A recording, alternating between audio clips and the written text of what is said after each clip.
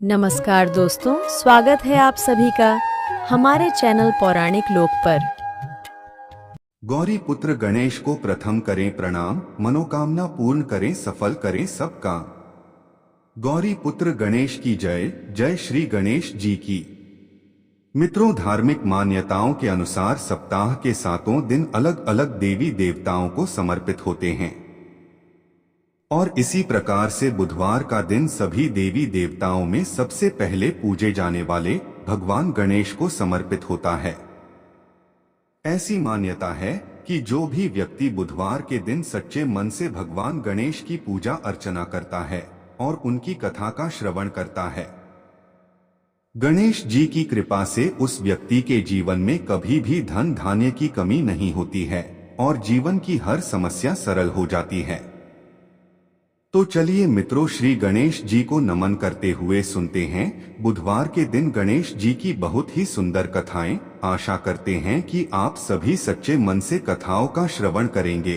तो पहली कथा इस प्रकार शुरू होती है। एक समय की बात है, समतापुर नगर में मधुसूदन नामक एक व्यक्ति रहता था। वह बहुत ही धनवान था और उसके घर परिवार में किसी भी प्रकार की सुख सुविधाओं की कोई कमी नहीं थी। मधुसूदन का विवाह बलरामपुर नामक नगर की एक सुंदर और सुशील कन्या संगीता से संपन्न हुआ था। एक बार मधुसूदन अपनी पत्नी को लेने बुधवार के दिन बलरामपुर गया हुआ था। मधुसूदन ने अपनी पत्नी के माता पिता से संगीता को विदा कराने के लिए कहा, तो संगीता के माता पिता बोले, बेटा आज बुधवार है। बुधवार को किसी भी शुभ कार्य के लिए यात्रा करना अशुभ माना जाता है। अपने सास ससुर के लाख मना करने के बाद भी मधुसूदन उनकी बात नहीं माना। उसने कहा कि माता पिताजी, मैं ऐसी शुभ अशुभ की बातों को बिल्कुल भी नहीं मानता हूं। और ऐसा कहकर मधुसूदन और उसकी पत्नी दोनों ने बैलगाड़ी से यात्रा प्रारंभ की। जैसे ही 2 कोस की यात्रा संपन्न हुई तो उसकी बैलगाड़ी का एक पहिया टूट गया। 2 कोस के बाद वहां से दोनों ने पैदल ही यात्रा शुरू की। रास्ते में संगीता को प्यास लगी तो मधुसूदन उसे एक पेड़ के नीचे बैठाकर जल लेने चला गया। थोड़ी देर बाद जब मधुसूदन कहीं से जल लेकर वापस आया तो वह बुरी तरह हैरान हो उठा, क्योंकि उसकी पत्नी के पास उसकी ही शक्ल सूरत का एक दूसरा व्यक्ति बैठा था। संगीता भी मधुसूदन को देखकर हैरान रह गई। वह दोनों में कोई अंतर नहीं कर पाई। मधुसूदन ने उस व्यक्ति से पूछा, तुम कौन हो और मेरी पत्नी के पास क्यों बैठे हो? मधुसूदन की बात सुनकर उस व्यक्ति ने कहा, अरे भाई, यह मेरी पत्नी संगीता है। मैं अपनी पत्नी को ससुराल से विदा कराकर लाया हूं।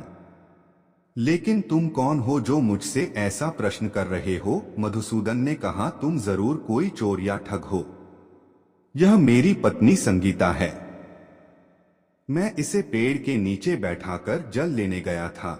इस पर उस व्यक्ति ने कहा, अरे भाई, झूठ तो तुम बोल रहे हो। संगीता को प्यास लगने पर जल लेने तो मैं गया था। मैंने तो जल लाकर अपनी पत्नी को पिला भी दिया है। अब तुम चुपचाप यहां से चलते बनो, नहीं तो किसी सिपाही को बुलाकर तुम्हें पकड़वा दूंगा। दोनों एक दूसरे से लड़ने लगे। उन्हें लड़ते देख बहुत से लोग वहां एकत्र हो गए। नगर के कुछ सिपाही भी वहां आ गए। सिपाही उन दोनों को पकड़कर राजा के पास ले गए। सारी कहानी सुनकर राजा भी कोई निर्णय नहीं कर पाया। संगीता भी उन दोनों में से अपने वास्तविक पति को नहीं पहचान पा रही थी। राजा ने दोनों को कारागार में डाल देने के लिए कहा। राजा के फैसले पर असली मधुसूदन भयभीत हो उठा। तभी आकाशवाणी हुई, मधुसूदन, तूने संगीता के माता पिता की बात नहीं मानी और बुधवार के दिन अपनी ससुराल से प्रस्थान किया। यह सब भगवान बुधदेव के प्रकोप से हो रहा है। मधुसूदन ने भगवान बुधदेव से प्रार्थना की कि हे भगवान बुधदेव, मुझे क्षमा कर दीजिए। मुझसे बहुत बड़ी गलती हुई। भविष्य में अब कभी बुधवार के दिन यात्रा नहीं करूंगा और सदैव बुधवार को आपका व्रत किया करूंगा। मधुसूदन के प्रार्थना करने से भगवान बुद्धदेव ने उसे क्षमा कर दिया। तभी दूसरा व्यक्ति राजा के सामने से गायब हो गया। राजा और दूसरे लोग इस चमत्कार को देख हैरान हो गए। भगवान बुद्धदेव की इस अनुकंपा से राजा ने मधुसूदन और उसकी पत्नी को सम्मानपूर्वक विदा किया। कुछ दूर चलने पर रास्ते में उन्हें बैलगाड़ी मिल गई। बैलगाड़ी का टूटा हुआ पहिया भी जुड़ा हुआ था। दोनों उसमें बैठकर समतापुर की ओर चल दिए। मधुसूदन और उसकी पत्नी संगीता दोनों बुधवार को व्रत करते हुए आनंदपूर्वक जीवन यापन करने लगे। इस तरह भगवान बुद्धदेव की कृपा से उनके यहाँ खुशियां बरसने लगी। इस तरह जो कोई भी स्त्री पुरुष विधिवत बुधवार का व्रत करके यह व्रत कथा सुनते हैं, भगवान बुद्धदेव और भगवान श्री गणेश जी उनके सभी कष्ट दूर करते हैं। यह थी बुधवार की पहली व्रत कथा। तो बोलिए मित्रों, जय श्री गणेशाय नमः। अब चलिए सुनते हैं दूसरी कथा। प्राचीन समय की बात है, एक कुएं में एक मेंढक और उसकी पत्नी रहा करती थी। मेंढक और उसकी पत्नी कुएं में आराम से मौज मस्ती के साथ रहा करते थे। पर मेंढक सदा ही बात बात में मेढकी से झगड़ा करता रहता था, क्योंकि उसकी पत्नी हमेशा श्री गणेश जी की पूरा पूजा आराधना में लीन रहा करती थी। मेढकी हमेशा अपने मन में तथा बोल बोल कर भी विघ्नहर्ता श्री गणेश जी के नाम का जाप किया करती थी।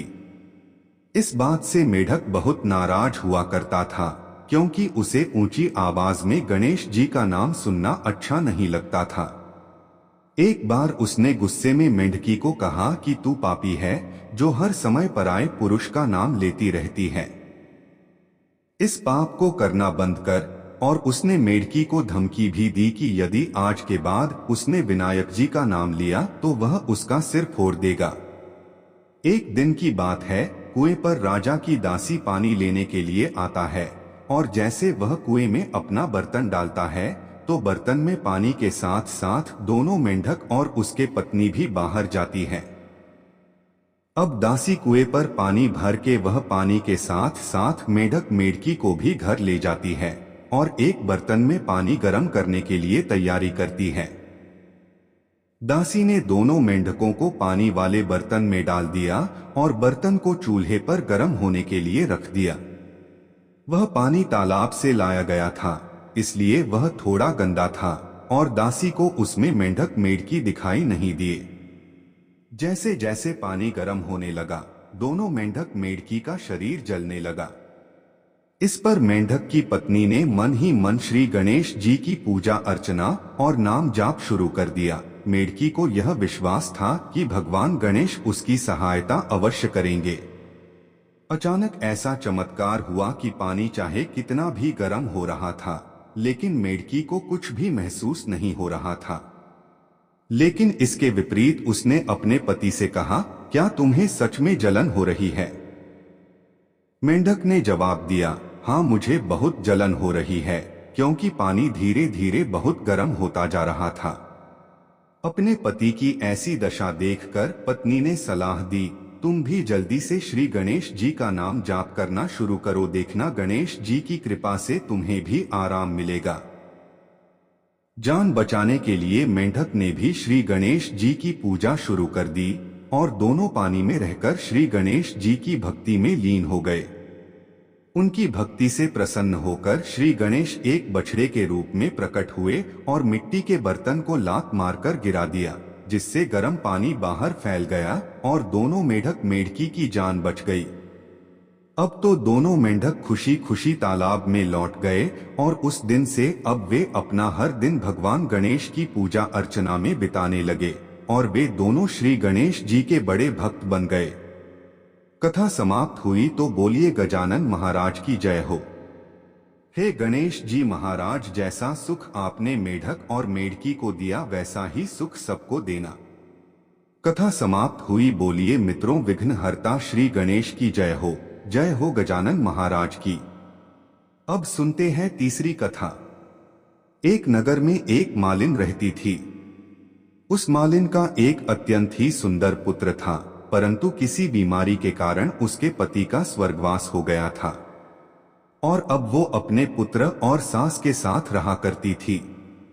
उस मालिन की सास अत्यंत ही कठोर हृदय की स्त्री थी और सदा ही अपनी बहू को कष्ट और पीड़ा देती थी। और इसी प्रकार से एक दिन सास ने गुस्से में आकर अपनी बहू और पोते को घर से निकाल दिया। कोई आश्रय न होने के कारण वे दोनों रोते चलते चलते एक जंगल में जा पहुंचे और वहां एक बड़े पेड़ के नीचे बैठ गए। वहां से थोड़ी दूर पर एक गणेश जी का मंदिर था। इस मंदिर में बहुत लोग रोज गणेश जी के दर्शन करने आते थे। सभी भक्त दर्शन करके गणेश जी को प्रसाद चढ़ाते और फिर वही प्रसाद सबको बांट देते थे। इसी प्रकार से गणेश जी के प्रसाद से माँ और बेटे का गुजारा होने लगा। गणेश जी की कृपा के कारण अब तो दोनों माँ बेटे गणेश जी की पूजा पाठ में लग गए। एक दिन उन्होंने सोचा कि क्यों न हम भी जंगल से फूल लाकर बेचें। और इस प्रकार से वे रोज जंगल से फूल लाकर उसकी माला बनाकर बेचने लगे, साथ में पूजा की सामग्री और प्रसाद भी बेचने लगे। इससे उनकी आमदनी होने लगी और धीरे धीरे गणेश जी की कृपा से आमदनी बढ़ने भी लगी। जल्दी ही उन्होंने अपना एक मकान और एक दुकान बना लिया। उस नगर के राजा की लड़की मंदिर में रोज पूजा करने आती थी। वो मालिन के बेटे को देखकर राजकुमारी उस पर मोहित हो गई और उससे विवाह करने की सोचने लगी। जब राजा की बेटी ने अपनी भाभी से मन की बात कही तो उसकी भाभी ने कहा, यह तो मामूली मालिन का बेटा है और तुम एक राजा की बेटी हो। यदि तुमने उससे विवाह किया तो हमारी बहुत बेइज्जती होगी। पर राजकुमारी अपनी बात पर अड़ी रही। उसने कहा, मैंने तो प्रतिज्ञा कर ली है कि विवाह उसी से ही करूंगी। और इस प्रकार भाभी ने घर जाकर सारी बात राजा को बता दी। राजा ने पुत्री की खुशी के लिए मना नहीं किया और विवाह के लिए तैयार हो गए। उन्होंने बड़े धूमधाम से बेटी का विवाह मालिन के बेटे के साथ कर दिया। मालिन ने सबसे पहले बेटे भू को गणेश जी के मंदिर में ले जाकर पूजा पाठ करवाया और गणेश जी का आशीर्वाद दिलवाया। इसके बाद पूरे नगर में यह बात फैल गई कि गणेश जी की पूजा करने से सब दुख कष्ट दूर हो जाते हैं। यह बात सुनते ही नगर के सभी लोग मंदिर आने लगे। मालिन और उसके बेटे की बिक्री और बढ़ गई। उधर उसकी सास के बुरे दिन आ गए। अन्नदाता उससे रूठ गए और वह भूखों मरने लगी। एक दिन वह रोती धोती उसी गणेश जी के मंदिर में आ पहुंची। वहां वह मालिन के बेटे से बोली, मैं भूखी हूं, मुझे रोटी पड़ा दे दो बेटा, इसके बदले मैं तुम्हारा सारा काम कर दूंगी। लड़के को दया आ गई और उसे काम पर रख लिया, पर उसने अपनी दादी को नहीं पहचाना। जब मालिन घर आई तो उसने सास को पहचान लिया। वह सास से बोली, सासू जी आप यहाँ कैसे? सास ने पोते की तरफ इशारा करके कहा, मेरी इस सेठ के यहाँ नौकरी लग गई है। बहू बोली, यह आपका पोता है और यह घर भी आपका ही है, यह दुकान भी आपकी ही है। जब आपने हमें घर से निकाला तब गणेश जी ने हमारी रक्षा की। बहू की बात सुनकर सास बोली, मेरी करनी मैंने भोग ली। बहू बोली, सासू जी अब आप हमारे यहाँ रहो और पोते का सुख देखो। हे गणेश जी महाराज, जैसा सुख आपने मालिन को दिया वैसा ही सुख सबको देना। अब सुनते हैं गणेश जी की अंतिम कथा। एक नगर में एक बुढ़िया रहा करती थी। वह गणेश जी की परम भक्त थी। बुढ़िया हमेशा गणेश जी का व्रत रखती और गणेश जी की भक्ति में लीन रहा करती थी। एक दिन गणेश जी प्रकट हुए और उससे बोले कि मैं तुम्हारी सच्ची भक्ति और निष्ठा भाव से अत्यंत ही प्रसन्न हूँ। तुम जो चाहो मांग लो, आज तुम्हारी हर मन की मुराद पूरी होगी।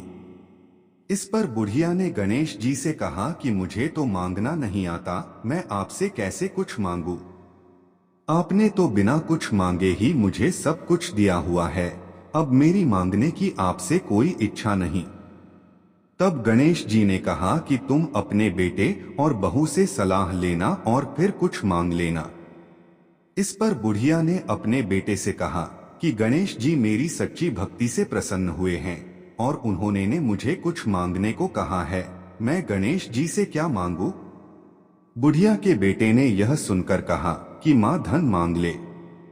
जब बुढ़िया ने अपनी बहू से पूछा कि पुत्री गणेश जी ने मुझे कुछ मांगने को कहा है, मैं उनसे क्या मांगू? उसकी बहू ने कहा कि माँ नाती मांग ले।